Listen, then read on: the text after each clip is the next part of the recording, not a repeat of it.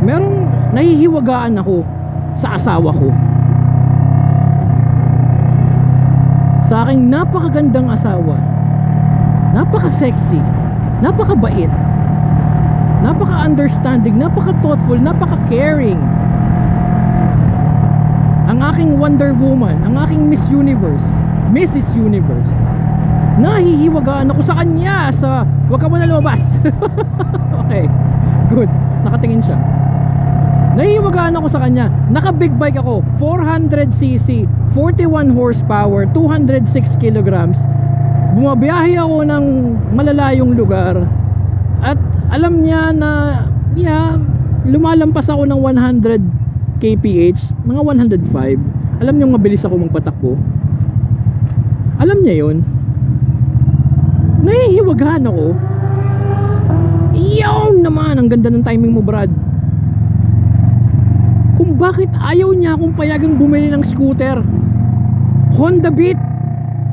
Sige, liliko ka, di ba? Liliko, ikaw na una. Ayan. Ayaw niya akong payagang bumili ng scooter. Honda Beat na nga lang, Honda Beat. Konti na lang papatol na ako sa Honda Dio.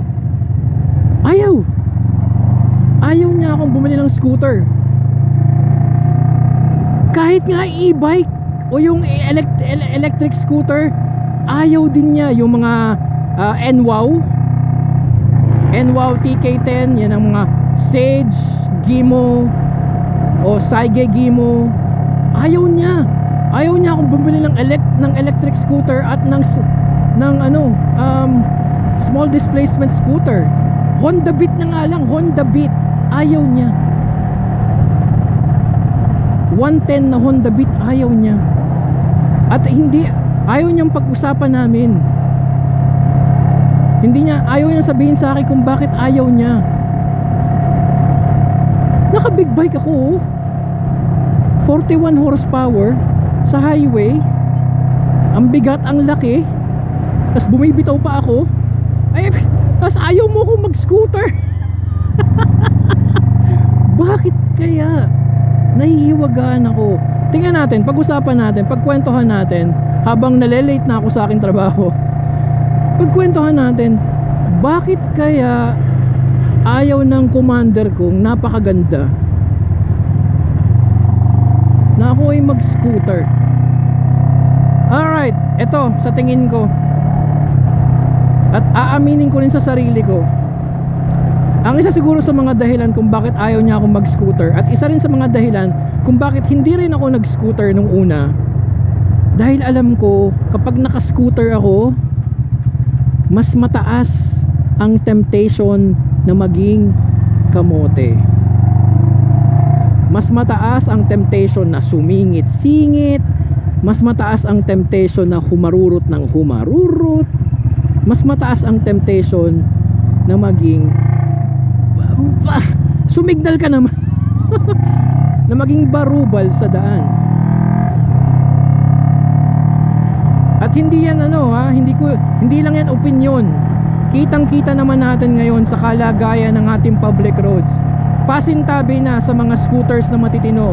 Pero 'di ba, napakaraming kamote sa daan ay mga scooters at mga underbones. Huwag na natin munang pag-usapan ng underbones kasi baka mas maraming magagalit eh. Scooters, yan, mga 110, 125, 150 scooters. Sa tingin ko, kung yun ang motor ko, baka tamaan din ako ng kamote virus na maging sobra. Kamote na nga ako ngayon eh. Di ba lalong mas maging kamote pa ako? Sa tingin ko, yun ang iniisip ng asawa ko. Kaya ayaw niya akong pabilhin ng scooter, ng 110 na scooter, Honda Beat. Isa pang dahilan sa tingin ko, alam niya siguro na kapag ako'y naka-scooter, mas may tendency akong maglayas ng maglayas. Kasi itong big bike, medyo mahirap siyang ilayas ng ilayas kasi mas magastos sa gasolina. Yung preparation ko ng ride dito is mas madami kasi I have to wear a lot of full gear. I have to plan my rides. Alam niya na kapag naka big bike ako, alam niya na I have to tackle yung riding ko na in a different way kasi naka big bike ako. At siguro na-realize niya na kapag ako ay naka-scooter, eh baka layas lang ako ng layas.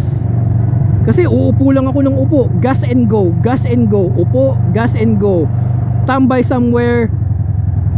Tapos after 2 hours saka pa lang uuwi. Naku, edi lalo pa. At ang gasolina, di ba, hindi ako nag-aalala kasi ang gasolina ng scooter, di ba, matipid.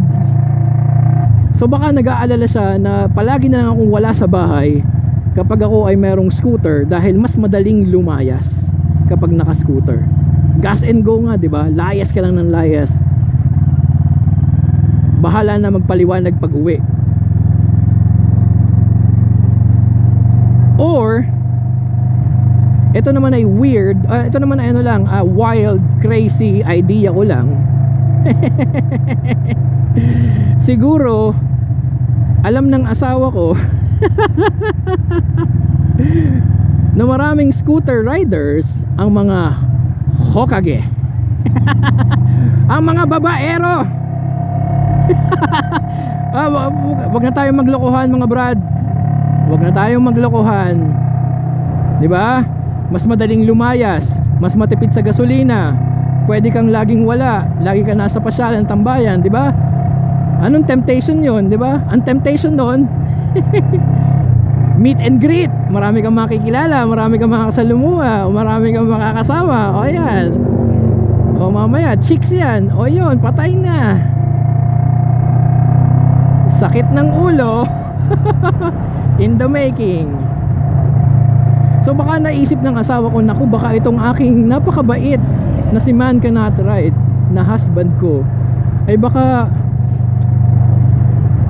matukso naman babae kapag naka-scooter. Ay naku, Diyos ko dahi. Pero ito last na. Sa tingin ko ang dahilan kung bakit talagang, ba't ba ako nandito sa nakabuntot dito? Labas tayo. Sa tingin ko ang dahilan kung bakit ayaw ng asawa ko na ako bumili ng scooter, eh dahil ng aking mga anak. Kasi ang aking mga anak ay ako'y idol na idol. At ang aking mga anak ay nagpaparamdam na gusto daw nila akong kasamang mag-ride. Kapag naka-scooter, pwede kong iangkas yung dalaga ko, ihatid sa kanyang mga gimmick, at pwede kong samahan yung anak kong bunso na lalaki sa kanyang pagbabike. So alam niya alam niya na ang pagbili ko ng scooter ay para sa mga anak ko. At ang aking mga anak ay matututong maglakwat sa kasama ko. Understandable naman yun eh. Ganun talaga ang isang ina. Wag ka muna, rescue, mamaya ka. Yan, very good. So yun yung mga dahilan sa tingin ko kung bakit ayaw akong payagan ng asawa ko na bumili ng scooter o kaya ng electric scooter. Kahit na alam naman niyang sanay na ako sa big bike at sa highway at sa road riding, sa urban riding, nakakapagtaka pa rin ano. Nakakapagtaka talaga. Mahal naman niya ako. Hindi naman ako manghihiram ng pera sa kanya kasi may inipon naman ako.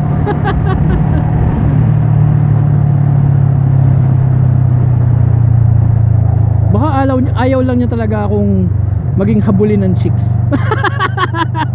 Maging habulin sa daan. Anyway, thank you so much for joining me on this video. Eto na, bakbakan na sa roadworks dito pagkatapos nito. See you on the road. See you on the next one.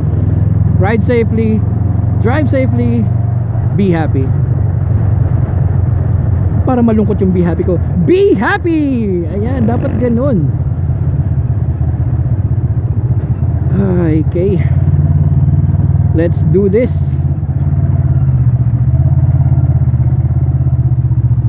Tamang diskarte lang, swabing diskarte lang. Pero kasi minsan kahit anong diskarte gawin natin, ayan, may nakaharang sa daan. Kuya, kaya mo lust ka?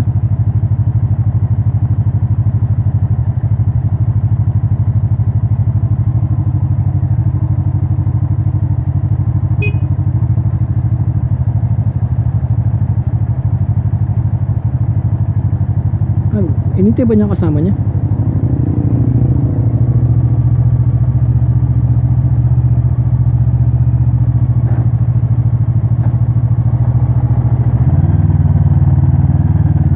Kasya ka naman kanina, ba't ayaw mo?